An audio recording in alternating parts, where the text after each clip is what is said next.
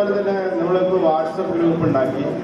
ഈ വാട്സപ്പ് ഗ്രൂപ്പുകളിലൊക്കെ എല്ലാവരും എപ്പോഴും ഉണ്ടാവണം എന്നാണ് എൻ്റെ ആഗ്രഹം.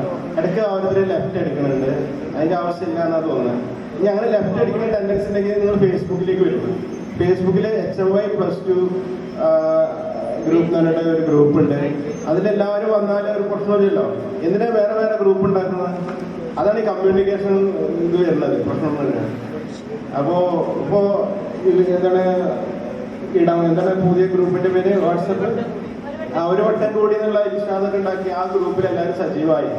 ആരും അന്ന് ലെഫ്റ്റ് അടിച്ചവരൊന്നും ഇവിടെ വന്നിട്ടില്ല. മഞ്ചേരി മെഡിക്കൽ കോളേജിൽ 2 സ്റ്റുഡൻസ് ഉണ്ടായിരുന്നു, പെൺകുട്ടികൾ. അവരൊന്നും ഇവിടെ കണ്ടില്ല.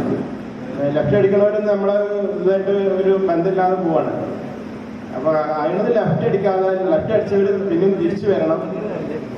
വാട്സപ്പിന് കുറെ പരിമിതികളുണ്ട്. എന്നാലും ഫേസ്ബുക്കിൽ നിങ്ങൾ ആ ഗ്രൂപ്പിൽ നമ്മളെ HMYന്റെ ഔദ്യോഗിക ഗ്രൂപ്പുണ്ട്. ആ ഗ്രൂപ്പിൽ നിങ്ങൾ എല്ലാവരും സജീവമായാലും നമുക്കൊരു ബന്ധങ്ങൾ, ഫോൺ നമ്പറുകളൊക്കെ ഷെയർ ചെയ്യാനൊക്കെ പറ്റി. ഷിജിലും ഇവരൊക്കെ അതിലുണ്ട്.